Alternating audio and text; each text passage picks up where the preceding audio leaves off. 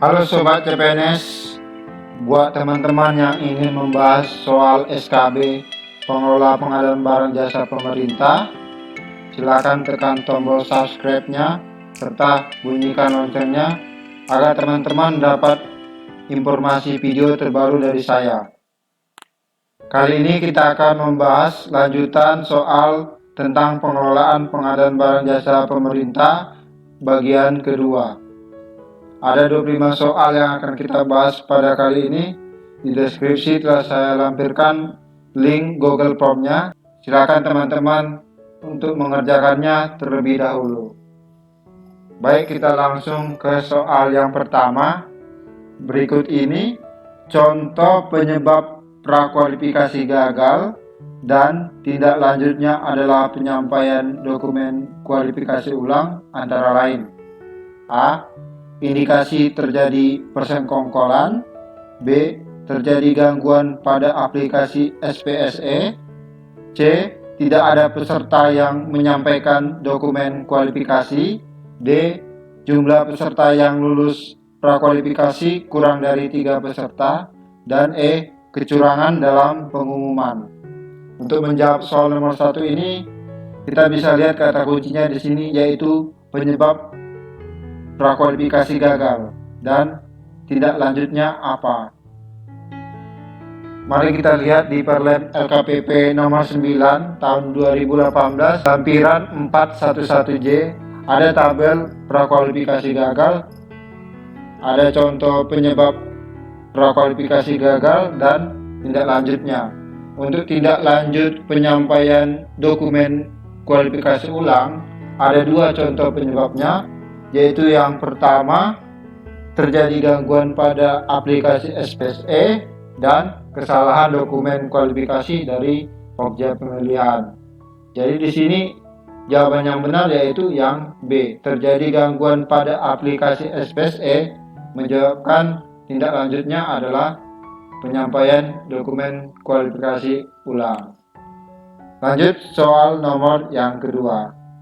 Spesifikasi teknis paling sedikit berisi kecuali A. Spesifikasi waktu. B. Spesifikasi pelayanan. C. Spesifikasi penyedia. D. Spesifikasi mutu. Dan E. Spesifikasi jumlah. Untuk soal nomor 2, kita bisa lihat di dalam Perlem LKPP nomor 7 tahun 2018 pasal 23 ayat yang kelima disebutkan di situ, spesifikasi teknis paling sedikit berisi yang pertama, spesifikasi mutu atau kualitas, ini masih termasuk, spesifikasi pelayanan, spesifikasi jumlah, dan spesifikasi waktu. Jadi yang tidak termasuk di sini yaitu spesifikasi penyedia. Jadi jawaban yang benar adalah yang C. Lanjut soal nomor 3. Kontrak payung merupakan penjelasan dari A. Kontrak yang pembayarannya dilakukan berdasarkan termin dalam kontrak. B. Kontrak dengan ruang lingkup pekerjaan dan jumlah harga pasti. C. Harga satuan dalam waktu tertentu untuk barang jasa yang belum dapat ditentukan volume dan waktunya. D. Kontrak harga keseluruhan untuk barang jasa yang belum dapat ditentukan volume dan waktunya. E. Tidak ada jawaban yang benar. Untuk menjawab soal nomor 3 bisa kita lihat di Perpres 16 tahun 2018 pasal 27 ayat 7. Di situ disebutkan kontrak payung dapat berupa kontrak harga satuan dalam periode waktu tertentu untuk barang jasa yang belum dapat ditentukan volume dan atau waktu pengirimannya saat kontrak ditandatangani. Jadi di sini yang termasuk kontrak payung penjelasannya yaitu yang C.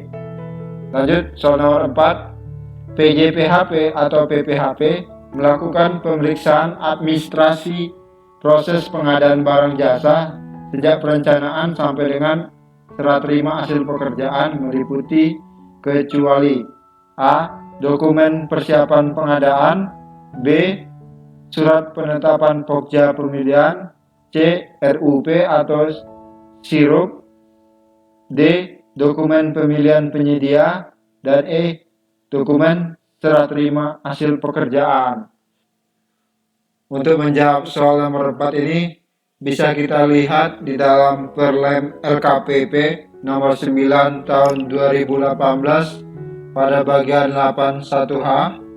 Disebutkan di situ PJPHP atau PPHP melakukan pemeriksaan administrasi proses pengadaan barang dan jasa sejak perencanaan sampai dengan serah terima hasil pekerjaan yang terdiri dari dokumen perencanaan pengadaan, RUP atau SIRUP, dokumen persiapan pengadaan, dokumen pemilihan penyedia, dokumen kontrak dan perubahannya, dan dokumen serah terima hasil pekerjaan serta surat penetapan PPK. Jadi di sini yang tidak terdapat di dalam peraturan tersebut yaitu surat penetapan Pokja pemilihan. Yang ada surat penetapan PPK. Jadi jawabannya adalah B. Lanjut soal nomor 5. Besaran jaminan pemeliharaan untuk pengadaan barang dengan nilai kontrak 100 miliar adalah A. 5 miliar rupiah, B. 5,5 miliar rupiah, C. 3 miliar rupiah, D. 1 miliar rupiah, dan E. tidak diberlakukan. Untuk menjawab soal nomor 5 ini bisa kita lihat di dalam Perpres 16 tahun 2018 pasal 35 ayat 1 yang berbunyi jaminan pemeliharaan diberlakukan untuk pekerjaan konstruksi dan jasa lainnya. Jadi untuk pengadaan barang tidak berlaku. Begitu juga untuk pengadaan jasa konsultansi. Jadi untuk soal nomor 5 jawabannya adalah yang E, tidak diberlakukan. Lanjut soal nomor 6. Sistem informasi pengadaan barang jasa pemerintah yang memerlukan bimbingan teknis, pendampingan dan atau konsultasi dari UKPBJ meliputi kecuali A. SIRUP, B. Sikap, C. E-katalog, D. E-purchasing, dan E. E-manip. Untuk menjawab soal nomor 6 ini kita lihat di sini yaitu peraturan tentang UKPBJ yaitu Perlem LKPP nomor 14 tahun 2018. Kita lihat di pasal 7B bimbingan teknis, pendampingan dan atau konsultasi dari UKPBJ untuk seluruh sistem informasi pengadaan barang jasa pemerintah yaitu meliputi SIRUP, SPSE, E-katalog, E-manip, dan Sikap. Jadi di sini yang tidak perlu bimbingan teknis dari UKPBJ yaitu E-purchasing. Jawabannya D. Lanjut soal nomor 7. Nilai minimal jaminan penawaran untuk pekerjaan konstruksi dengan nilai total APS 9 miliar adalah A. 80 juta rupiah, B. 240 juta rupiah, C. 400 juta rupiah, D. 88 juta rupiah, E. tidak diberlakukan. Untuk menjawab soal nomor 7 ini kita lihat di dalam Perpres 16 tahun 2018 pasal 31 ayat 1 disebutkan di situ jaminan penawaran diberlakukan untuk nilai total HPS paling sedikit di atas 10 miliar rupiah. Jadi di sini nilai total HPS yang ada 9 miliar rupiah. Jadi tidak diberlakukan. Jawabannya E. Lanjut soal nomor 8. Pedoman kategorisasi barang, pekerjaan konstruksi, jasa konsultansi, jasa lainnya, dan pekerjaan terintegrasi mengacu pada klasifikasi baku komoditas Indonesia atau KBKI yang dikeluarkan oleh A. LKPP, B. Gubernur, C. Kementerian, D. Pemerintah daerah, dan E. BPS. Jadi kata kuncinya di sini yaitu untuk klasifikasi baku komoditas Indonesia ini siapa yang mengeluarkan.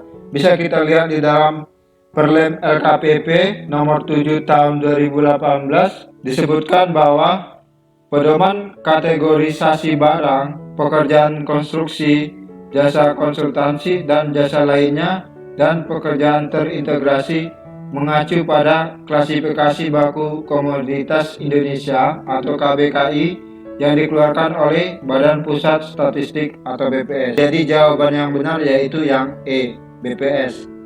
Lanjut soal nomor 9. Berikut ini contoh penyebab prakualifikasi gagal dan tindak lanjutnya adalah evaluasi dan pembuktian kualifikasi ulang antara lain. A. Kesalahan dokumen kualifikasi dari Pokja pemilihan. B. Indikasi terjadi persekongkolan. C. Adanya persyaratan kualifikasi yang diskriminatif. D. Tidak ada peserta yang menyampaikan dokumen kualifikasi. Dan E. Kesalahan dalam mengevaluasi dokumen kualifikasi. Untuk menjawab soal nomor 9 ini, peraturannya sama dengan soal nomor 1, yaitu di dalam Perlem LKPP nomor 9 tahun 2018 Lampiran 411J, yaitu untuk tidak lanjutnya adalah evaluasi dan pembuktian kualifikasi ulang. Contoh penyebab prakualifikasinya gagal yaitu yang pertama, evaluasi tidak sesuai ketentuan yang tercantum dalam dokumen kualifikasi. Dan yang kedua, kesalahan dalam mengevaluasi dokumen kualifikasi. Jadi di sini jawaban yang benar yaitu yang E. Lanjut soal nomor 10. Dalam rangka melaksanakan tugas UKPBJ, pelaksanaan sebagai fungsi pengelolaan layanan pengadaan secara elektronik meliputi kecuali A. Pengelolaan seluruh sistem informasi pengadaan barang jasa dan infrastrukturnya. B. Pelaksanaan registrasi dan verifikasi pengguna seluruh sistem informasi pengadaan barang jasa. C. Pengembangan sistem informasi yang dibutuhkan pemangku kepentingan. D. Pengelolaan dan pengukuran kinerja pengadaan barang jasa pemerintah. Dan E. Pengelolaan informasi kontrak. Untuk menjawab soal nomor 10 ini bisa kita lihat di dalam peraturan LKPP nomor 14 tahun 2018 tentang UKPBJ, yaitu di dalam pasal 5 ayat 1 disebutkan pelaksanaan fungsi pengelolaan LPSE meliputi, yaitu yang pertama, pengelolaan seluruh sistem informasi pengadaan barang jasa dan infrastrukturnya. B. Pelaksanaan registrasi dan verifikasi pengguna seluruh sistem informasi PBJ. C. Pengembangan sistem informasi pemerintah kepada masyarakat luas. Pengelolaan informasi kontrak. Selanjutnya, mengumpulkan dan mendokumentasikan data barang atau jasa hasil pengadaan. Selanjutnya, mengelola informasi manajemen barang jasa hasil pengadaan. Jadi di sini yang tidak terdapat di dalam peraturan tersebut yaitu pengelolaan dan pengukuran kinerja pengadaan barang jasa pemerintah. Karena ini merupakan fungsi dari pengelolaan sumber daya manusia. Jadi jawabannya yaitu yang D. Di bawah ini termasuk identifikasi kebutuhan pekerjaan terintegrasi kecuali A. Menentukan pekerjaan berdasarkan jenis, fungsi, dan target yang akan dicapai. B. Menentukan jenis pengadaan yang akan dilaksanakan. C. Desain. D. Waktu penyelesaian. Dan E. Penggunaan barang atau material berasal dari dalam atau luar negeri. Untuk menjawab soal nomor 11, bisa kita lihat di dalam Perlem LKPP nomor 7 tahun 2018 bagian ke-6 pasal 3, yaitu Identifikasi kebutuhan pekerjaan terintegrasi dilakukan dengan memperhatikan beberapa hal. Yang pertama, menentukan jenis pengadaan yang akan dilaksanakan. Yang kedua, menentukan pekerjaan terintegrasi berdasarkan jenis, fungsi, manfaat, target, atau sasaran yang akan dicapai. Yang ketiga, waktu penyelesaian pekerjaannya. Yang keempat, penggunaan barang atau material berasal dari dalam negeri atau luar negeri. Selanjutnya, presentasi bagian atau komponen dalam negeri terhadap keseluruhan pekerjaan. Jadi yang tidak ada di sini yaitu yang C, desain. Jawabannya C. Lanjut soal nomor 12. Berikut ini contoh penyebab prakualifikasi gagal dan tindak lanjutnya adalah prakualifikasi ulang antara lain. A. Kesalahan dalam mengevaluasi dokumen kualifikasi. B. Terjadi gangguan pada aplikasi SPSE. C. Evaluasi tidak sesuai dengan yang tercantum dalam ketentuan dokumen kualifikasi. D. Kesalahan dokumen kualifikasi dari Pokja pemilihan. Dan E. Kecurangan dalam pengumuman. Untuk menjawab soal nomor 12 ini sama dengan soal nomor 9 dan nomor 1 peraturannya. Untuk tindak lanjutnya yaitu prakualifikasi ulang. Contoh penyebab prakualifikasi gagal yaitu yang pertama, terjadi persekongkolan. Tidak ada peserta yang menyampaikan dokumen kualifikasi. Kecurangan dalam pengumuman. Adanya persyaratan kualifikasi yang diskriminatif, yang lulus prakualifikasi kurang dari 3 peserta. Berarti di sini yang termasuk dalam penyebab tindak lanjut prakualifikasi ulang adalah kecurangan dalam pengumuman. Jawabannya adalah yang E. Lanjut soal nomor 13. Berikut ini yang bukan termasuk ruang lingkup perencanaan pengadaan adalah A. RUP, B. Sirup, C. Identifikasi kebutuhan, D. Penyusunan perencanaan pengadaan, dan E. Penetapan barang jasa. Perencanaan pengadaan dapat kita lihat di dalam Perlem LKPP nomor 7 tahun 2018 pasal 3. Ruang lingkupnya yaitu yang pertama, penyusunan perencanaan pengadaan. Yang kedua, identifikasi kebutuhan. Yang ketiga, penetapan barang jasa. Yang keempat, cara pengadaan barang jasa. Yang kelima, jadwal pengadaan barang jasa. Yang keenam, anggaran pengadaan barang jasa. Dan yang ketujuh, RUP. Berarti yang tidak termasuk dalam lingkup perencanaan pengadaan yaitu yang B, sirup. Jawabannya B. Lanjut. 14. Untuk meningkatkan transparansi, akuntabilitas dan mengurangi terjadinya intervensi pelaksanaan tugas di lingkungan UKPBJ, maka wajib disusun standar operasional pelaksanaan tugas dan fungsi di lingkungan UKPBJ yang ditetapkan oleh A. Ketua Majelis Pertimbangan Kode Etik, B. Inspektorat Jenderal, C. Kepala UKPBJ, D. LKPP, E. Sekretaris Jenderal atau Sekretaris Utama atau Sekretaris Daerah. Untuk menjawab soal nomor 14 ini kita juga bisa lihat di Peraturan Perlem LKPP nomor 14 tahun 2018 tentang UKPBJ. Disebutkan di situ, untuk meningkatkan transparansi, akuntabilitas dan menguranginya terjadi intervensi pelaksanaan tugas di lingkungan UKPBJ, maka wajib disusun standar operasional, prosedur pelaksanaan tugas dan fungsi di lingkungan UKPBJ. Selanjutnya, standar operasional itu ditetapkan oleh Sekretaris Jenderal, Sekretaris Utama atau Sekretaris Daerah. Jadi jawabannya yang benar yaitu yang E. Lanjut soal nomor 15. Jika terdapat beberapa ormas memenuhi syarat pelaksana swakelola tipe 3, PA atau KPA menetapkan ormas pelaksana dengan melakukan A. Negosiasi, B. penetapan beberapa ormas pelaksana dengan pembagian tugas dan tanggung jawab. C. Survei ormas yang mampu dan terdekat. D. Penilaian teknis dan harga. E. Sayembara. Untuk menjawab soal nomor 15 ini bisa kita lihat di dalam Perlep LKPP nomor 8 tahun 2018 tentang swakelola.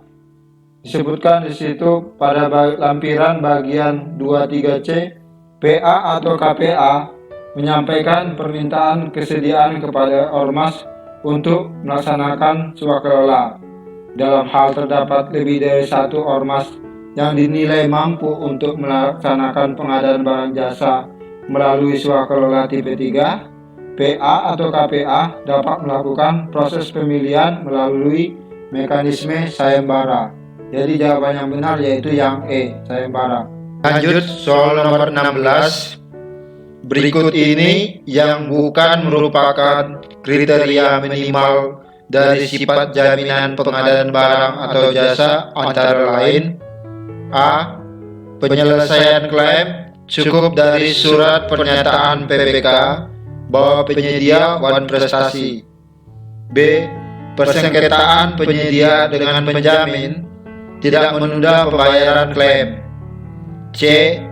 Penjamin mengganti rugi oblige akibat wan prestasi pihak prinsipal dengan besaran sesuai perjanjian. D. Penjamin mencairkan jaminan paling lambat 14 hari kerja setelah agunan penyedia laku terjual. E. Keberatan dari pihak penyedia tidak menunda proses pembayaran klaim. Untuk menjawab soal nomor 16 ini, kita bisa lihat di dalam Perlep LKPP nomor 9 tahun 2018 pada lampiran bagian 2325 disebutkan bahwa jaminan pengadaan barang jasa bersifat yang pertama, dalam penyelesaian klaim tidak perlu dibuktikan terlebih dahulu kerugian yang diderita oleh penerima jaminan, namun cukup dengan surat pernyataan dari PPK. Jadi penyelesaian klaim cukup dari surat pernyataan PPK. Untuk yang A masih masuk kriteria. Lanjut, dalam hal terdapat sengketa antara penyedia dengan penjamin, persengketaan tersebut tidak menunda pembayaran klaim. Jadi persengketaan antara penyedia dan penjamin tidak menunda pembayaran klaim. Untuk yang B memenuhi kriteria. Lanjut, dalam hal terdapat keberatan dari penyedia, keberatan tersebut tidak menunda proses pencairan dan pembayaran klaim. Jadi untuk yang E ini, keberatan dari pihak penyedia tidak menunda proses pembayaran klaim, itu memenuhi kriteria. Lanjut, penjamin melakukan pembayaran ganti rugi kepada penerima jaminan atau oblige akibat ketidakmampuan atau kegagalan tidak terpenuhinya kewajiban terjamin sesuai dengan perjanjian pokok. Jadi ini memenuhi kriteria. Lanjut, harus dicairkan oleh penerbit jaminan paling lambat 14 hari kerja setelah surat perintah pencairan dari Pokja Pemilihan atau PPK. Jadi kalau di sini setelah agunan penyedia laku terjual, jadi ini bukan kriteria. Jadi jawabannya adalah yang D. Lanjut soal nomor 17. Kriteria barang atau jasa yang dapat diadakan melalui swakelola adalah kecuali A. Penyelenggaraan pendidikan atau pelatihan. B. Barang jasa yang dihasilkan oleh usaha ekonomi kreatif dan budaya dalam negeri. C. Barang jasa yang dilihat dari segi nilai, lokasi dan atau sifatnya diminati oleh penyedia. D. Barang jasa yang masih dalam pengembangan sehingga belum diminati oleh penyedia. E. Sensus, survei, pemrosesan atau pengolahan data, perumusan kebijakan publik, pengujian di laboratorium, dan pengembangan sistem, aplikasi, tata kelola, dan standar mutu tertentu. Untuk menjawab soal nomor 17 ini, kita lihat di dalam Perlem LKPP nomor 7 tahun 2018 disebutkan bahwa kriteria barang jasa yang dapat diadakan melalui swakelola yaitu yang pertama, barang jasa yang dilihat dari segi nilai, lokasi, dan atau sifatnya tidak diminati oleh penyedia. Sementara di sini kata tidaknya tidak ada, malah diminati oleh penyedia. Jadi jawabannya yang benar adalah C, karena di sini ada kata kecuali. Lanjut soal nomor 18, yang tidak termasuk dalam melakukan perubahan kontrak adalah A. Menambah atau mengurangi volume yang tercantum dalam kontrak, B. Menambah atau mengurangi jenis kegiatan, C. Menghentikan kontrak apabila penyedia dirasa tidak mampu melanjutkan, D. Mengubah spesifikasi teknis sesuai kondisi lapangan, E. Mengubah jadwal pelaksanaan. Untuk menjawab soal nomor 18 dapat kita lihat di dalam Perlem LKPP nomor 9 tahun 2018 pada lampiran bagian 1731. PPK bersama penyedia dapat melakukan perubahan kontrak yang meliputi yang pertama, menambah dan atau mengurangi jenis kegiatan. Yang kedua, menambah atau mengurangi volume yang tercantum di dalam kontrak. Yang A sama yang B memenuhi kriteria. Lanjut, mengubah spesifikasi teknis sesuai kondisi lapangan. Yang D juga memenuhi kriteria. Lanjut, mengubah jadwal pelaksanaan juga memenuhi kriteria. Berarti di sini yang tidak memenuhi kriteria yaitu menghentikan kontrak apabila penyedia dirasa tidak mampu melanjutkan. Jadi jawabannya adalah yang C, yang bukan termasuk. Lanjut soal nomor 19. Identifikasi kebutuhan barang jasa tahun anggaran berikutnya dilakukan pada tahun berjalan. Identifikasi dalam proses perencanaan pengadaan dapat dilakukan sebelum penetapan pagu indikatif atau nota kesepakatan KUA PPAS untuk pengadaan strategis yang dilakukan oleh A. PPK, B. PA, C. KPA, D. Pejabat pengadaan, E. Pokja pemilihan. Untuk menjawab soal nomor 19 ini, kata kunci yang kita lihat di sini yaitu identifikasi kebutuhan barang jasa, siapa yang melakukannya. Kita bisa lihat di Perpres 16 tahun 2018, yaitu tugas PPK itu menyusun perencanaan pengadaan dan identifikasi kebutuhan merupakan bagian dari ruang lingkup perencanaan pengadaan. Dapat kita lihat di dalam Perlem LKPP nomor 7 tahun 2018 pada bab 2 pasal 3 bahwasanya ruang lingkup perencanaan pengadaan itu terdiri dari penyusunan perencanaan pengadaan dan juga identifikasi kebutuhan. Jadi jawabannya di sini yaitu yang A.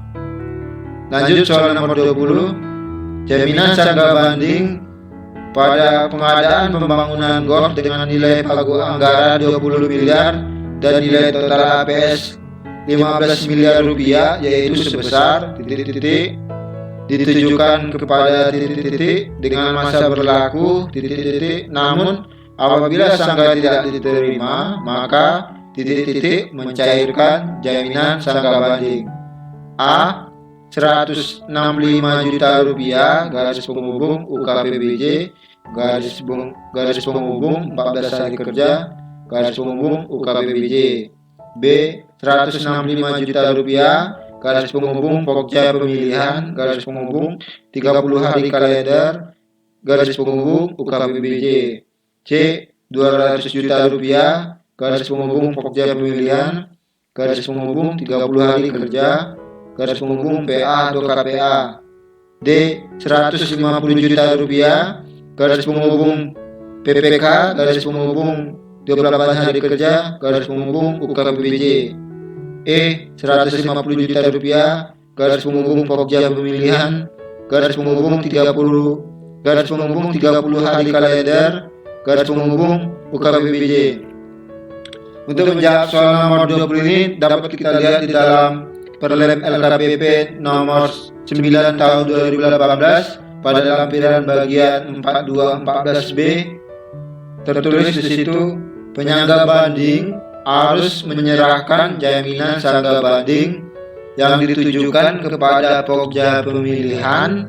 Jadi ditujukan kepada Pokja pemilihan sebesar 1% dari nilai total APS dengan masa berlaku 30 hari kalender sejak tanggal pengajuan sangga banding.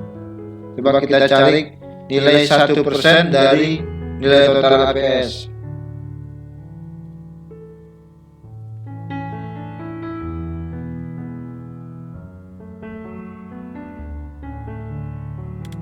Jadi jaminan sangga bandingnya yaitu 150 juta rupiah. Ada dua opsi di sini yang nilainya 152 D dan E. Selanjutnya jaminan sangga banding ditujukan kepada tadi kita lihat jaminan sangga banding ditujukan kepada Pokja pemilihan. Jadi jawabannya adalah yang E. Masa berlakunya 30 hari kalender. Dan selanjutnya tertulis juga di situ UKPBJ mencairkan jaminan sangga banding dan disetorkan ke kas negara. Jadi yang mencairkan jaminan sangga banding adalah UKPBJ. Jawabannya E. Lanjut soal nomor 21. Pengumuman RUP perangkat daerah dilakukan A. Sebelum rancangan APBD disetujui bersama perangkat daerah dan DPRD. B.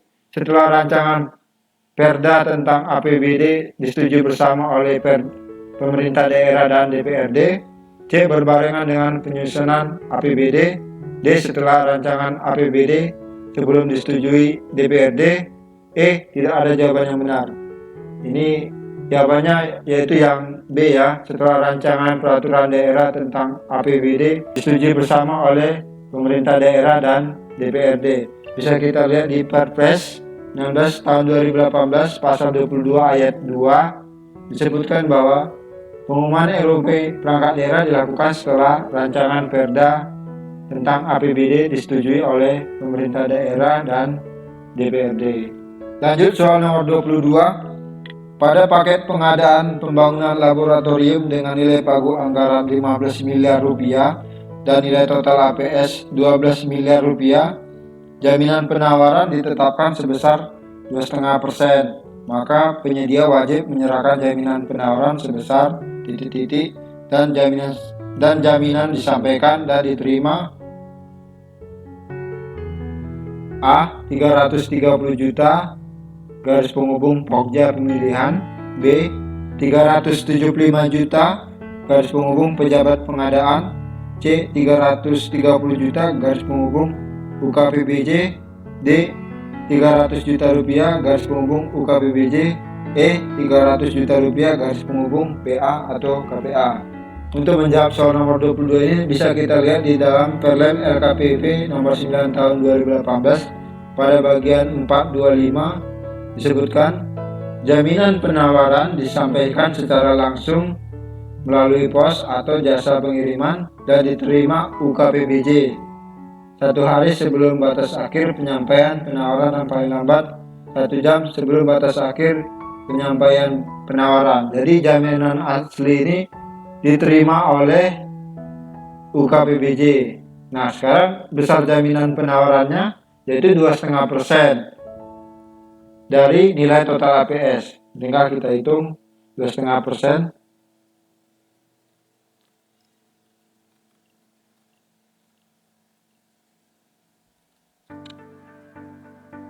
dikali 12 miliar rupiah.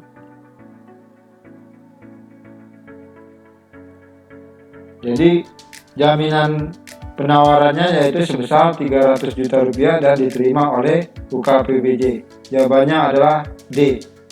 Lanjut soal nomor 23. Pengumuman RUP Kementerian Lembaga dilakukan A. sebelum penetapan alokasi anggaran. B. Berbarengan dengan penetapan alokasi anggaran. C. Setelah rancangan peraturan menteri lembaga tentang APBN disetujui bersama oleh pemerintah pusat dan DPRD. D. Setelah penetapan alokasi anggaran.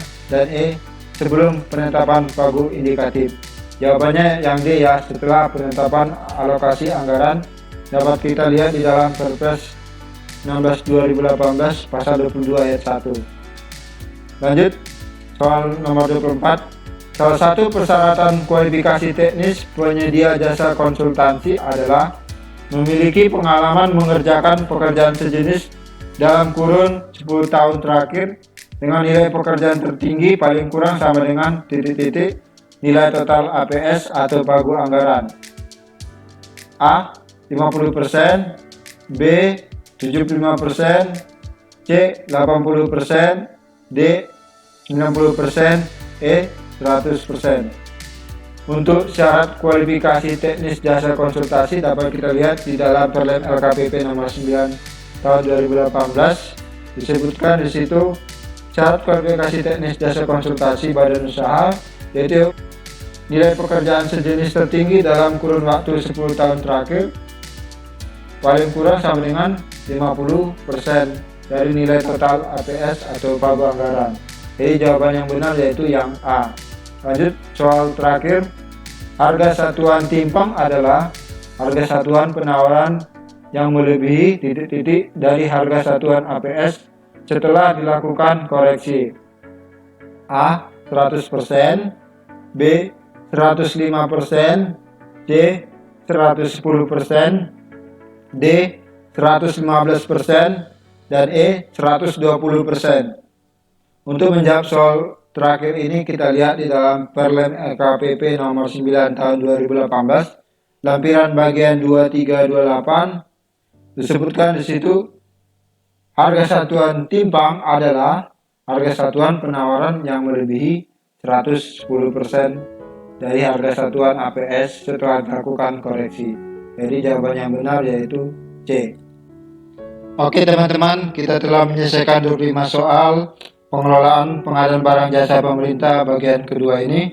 Untuk selanjutnya kita akan bahas soal SKB pengelolaan pengadaan barang jasa pemerintah pada bagian ketiga di video berikutnya. Buat teman-teman yang ingin membahas soal SKB pengelolaan pengadaan barang jasa pemerintah, jangan lupa tekan subscribe-nya dan nyalakan loncengnya agar dapat informasi video terbaru dari saya. Semoga video ini bermanfaat bagi teman-teman.